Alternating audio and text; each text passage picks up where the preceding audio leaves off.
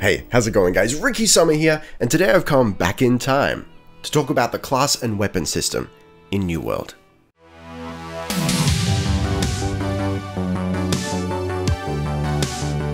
Alright, so I've been streaming the New World Open Beta over the past few days, and I've gotten a lot of questions about how classes and weapons work. So here are the basics.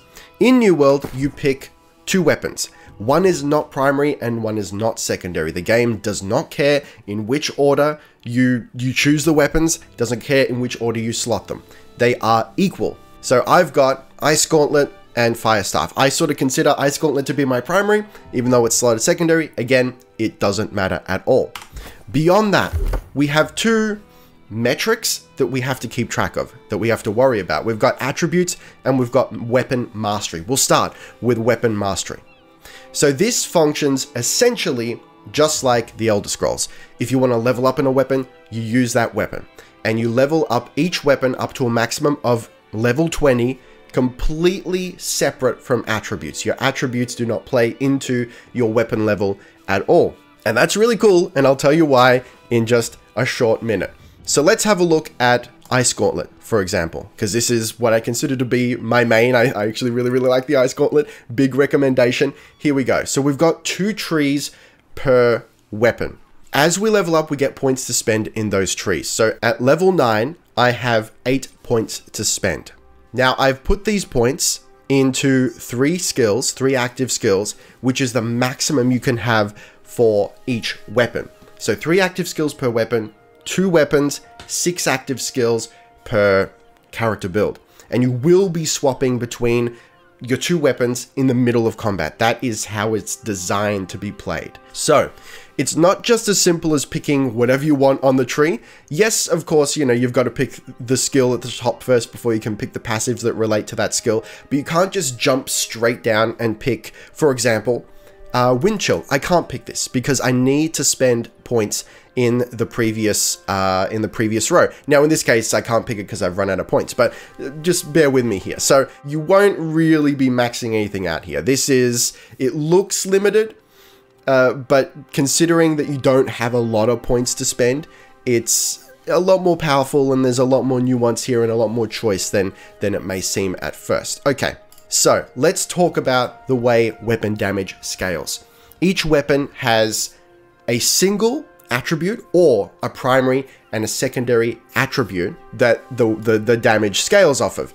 So let's start simple. Ice Gauntlet, Fire Staff, they scale primarily and solely off of intelligence. So it's very simple. You want to do more damage with your Ice Gauntlet, your Fire Staff, you just bump intelligence as much as you can. And we'll talk about whether that's smart in a second.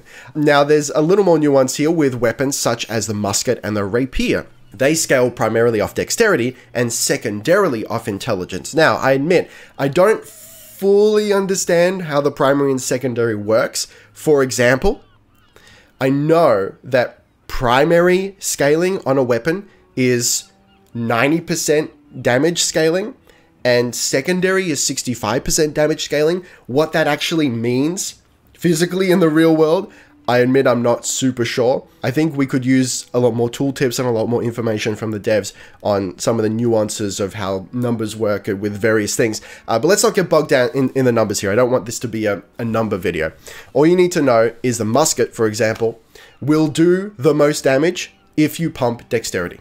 And it will do pretty okay damage if you pump intelligence. Now, what's interesting here is then the fact that you can put together some combinations that might not necessarily make sense straight off the bat. So Ice Gauntlet, Fire Staff, both scale off intelligence. Obviously a winning combination because you just have to pump points into intelligence to get the damage out of them. But if you want to be a little bit cheeky here, a little bit fancy, you can do Ice Gauntlet and Musket, because Musket will scale secondarily off intelligence. Will the Musket do as much damage as it could possibly do from intelligence as opposed to dexterity? No, it will not. But as a secondary weapon to the Ice Gauntlet, as a complementary weapon there, it's a lot better that it's doing 65% scaling damage, whatever that means, than no damage at all, right? So at least you got something there. Furthermore, there are gems that you can slot into your weapons and armor for that matter, and some of these gems will allow you to change the scaling attribute of a weapon. And this is where it gets really, really interesting. This is more late game stuff, like mid to late game stuff. There are different quality of gems too. The higher quality of gems will give you more damage scaling when you slot them into a weapon, but let me give you an example. Again, using intelligence as the example, because that's what I've been building towards. So let's say I got Ice Gauntlet, and I want to couple it with a weapon that does not scale off intelligence. Yeah, I could hedge my bets and go, let's take the Warhammer as an example here, which scales off of strength. I could hedge my bets and go intelligence, strength, but never half-ass two things, whole-ass one thing. So how are we going to whole-ass one thing? Well, we're going to go Ice Gauntlet Warhammer, and I will slot a gem into my Warhammer, which will cause it to scale off intelligence instead of strength. Now, the way those gems are worded, the tooltip for it is intelligence or the weapon's attribute, whatever is higher. So as long as my intelligence is higher than strength in this case, then it will scale off of intelligence instead when I have that gem slotted. So that way I can put together some really interesting hybrid builds where I've got, hello sir, hello, don't push me off, sir, don't do this. Not like this, not like this. Okay, let's get back to it. So that way you can put together some really interesting builds that on the surface wouldn't necessarily seem like they work, but you know, they end up working. You do some like combat mage, sort of melee mage sort of builds, and that's really interesting. All right, let's talk about attributes. So if you've played an RPG ever, this will look very familiar to you. You put points into the attributes that you want to use, very simple. So let's talk about intelligence again. I have weapons that scale off intelligence. That's going to be my build. It's going to be an intelligence build, so that's what I'm going to put points into. Beyond that, it would be smart to put some points into constitution, especially if you're going to be doing PvP. But let's talk about intelligence. So we've got different colors here. We've got yellow, we've got blue, we've got purple. Now, yellow indicates the points that I've actually put in, the committed points, as it says. Blue, I believe, is like sundry equipment, jewelry and whatnot, and item buffs is your armor.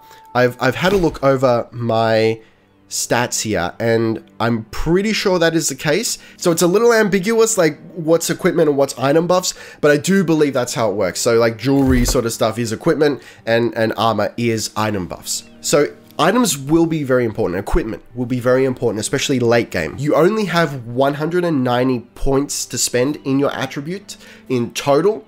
So in order to go above that, and you will go quite a ways above that, you will be getting your attribute points from armor, which is interesting because then you can actually swap out your equipment for different build ideas without really having to respec. And I like that a great deal. So beyond that, we've got nodes. And the nodes will give additional little bonuses and sometimes even mechanics. So let's have a look at the 200 attribute node for intelligence. Plus 10 mana after a dodge. That's actually huge. If you're playing a full mage, right? You're only using mana, you're not using stamina at all.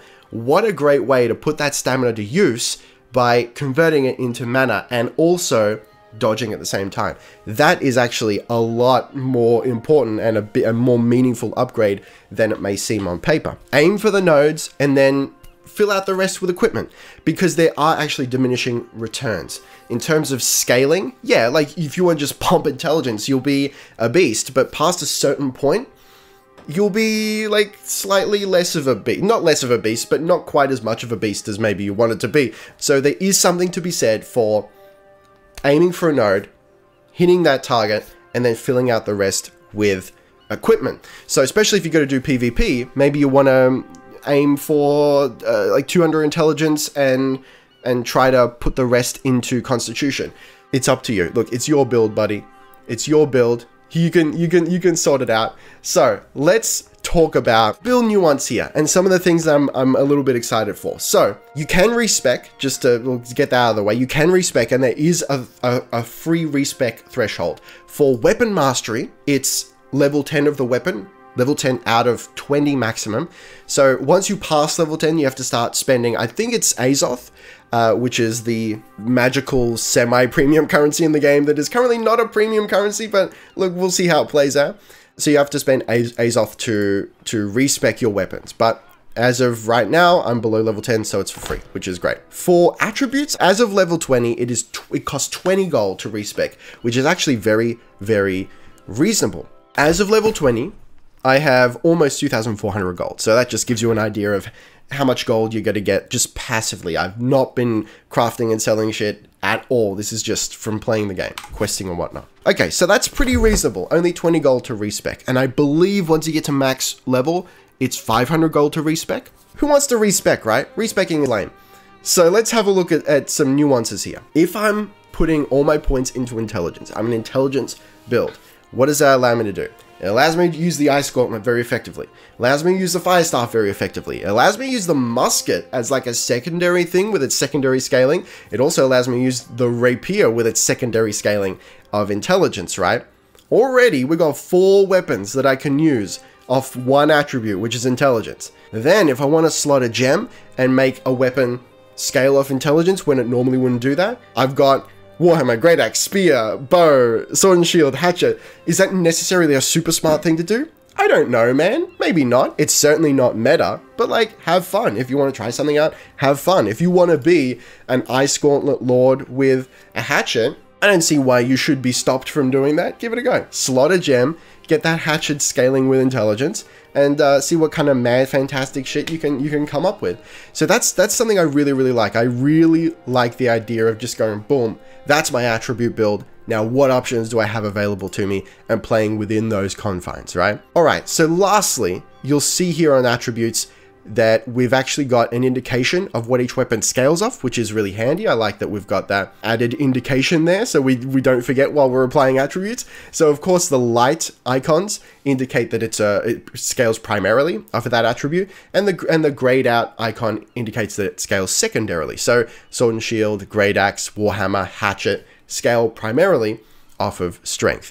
Now the only difference here, the only thing you have to watch out for here is the difference between a weapon scaling solely off of that attribute and a weapon scaling primarily off of that attribute. Because I believe it's different, I think.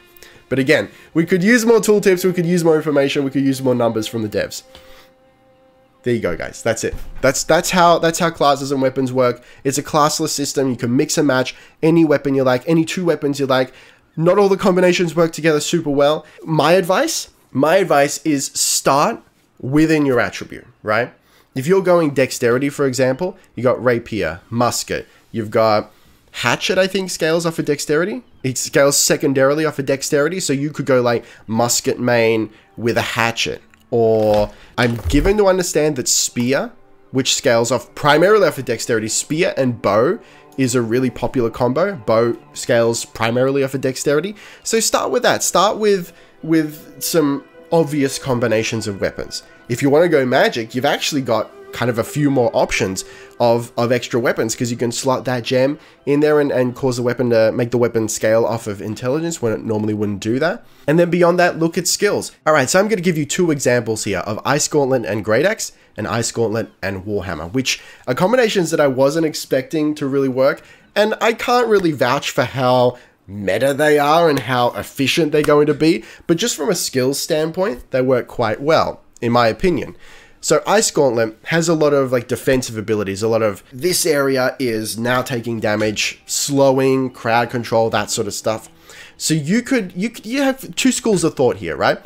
You could use it as purely crowd control and you want to like keep the enemies away as long as possible. Or you could be like, yo, this is my zone of damage and I want to pull enemies in. So here's what you do. If you want to pull enemies in, you go Great Axe, because Great Axe has abilities to schlorp enemies in. You've got Reap, which literally pulls a single target in, and you've got, is it Maelstrom, Whirlwind? It's Gravity Well, which I believe pulls a bunch of people into the center. So just imagine, you go Ice Storm, Gravity Well. They get schlorped into the Ice Storm, and they stay there for the duration of Ice Storm, taking as much damage as possible from Ice Storm. Magnificent. You've also got Ice Pylon, which is just gonna like pop down and shoot things in the area, so that'll work for that as well. On the other hand, if you want to keep enemies away, if you want to take advantage of the slowing of the Ice Gauntlet, then you can go Warhammer, and you can take abilities such as Clear Out, which is going to actually knock enemies back. So you could be like, yo, ice pylon, it's going to just do damage all over the place. And you just make sure that you keep enemies back. You go clear out and push them away so they can't attack the ice pylon. And it's sitting there doing as much damage as humanly possible. Those are the things you got to think about, right? It's really easy to look at this system, surface level, and go, oh, that doesn't work. Look at the abilities, man. Look at the skills and go, like, real world, realistically, will these two skills work well together? I think in the case of Ice Gauntlet and Warhammer and Ice Gauntlet and Great Axe, you've got some skill synergy there, which is actually really, really cool. I really, really like this system. I think it's a really nice balance of freedom with limitations. It's good. Like, it doesn't, because of the different scaling, the varied scaling, it doesn't reward you like too much for going for some weird combinations, but it also doesn't penalize you too much for going for weird combinations, in my opinion. Yes, there is a meta, and there will continue to be a meta. There will always be a meta, right? But you know, you know already if you're the kind of person who wants to follow the meta, or if you're the kind of person who wants to make some wacky combinations and have some fun. And then when you do actually kill someone in PvP with a wacky combination, you can be like, yo, what up? I beat you with freaking, God, I don't know, life staff and spear. Who knows? I don't know if that's a good combination. Probably not. It's probably, like, maybe. Who knows? Life staff bow? It's a weird combination, but do it. Do it, you won't. It's fun. It's exciting. Alright guys, now it's your turn. Let me know in the comments below the like button, what weapon combination are you planning towards? What are you most excited for? And give me like your weirdest weapon combination that you're not super sure if it's going to work, but like you're excited to try it out. Alright guys, thank you very much for watching. Be excellent to each other, and I'll see you next time. Ricky Summer, out.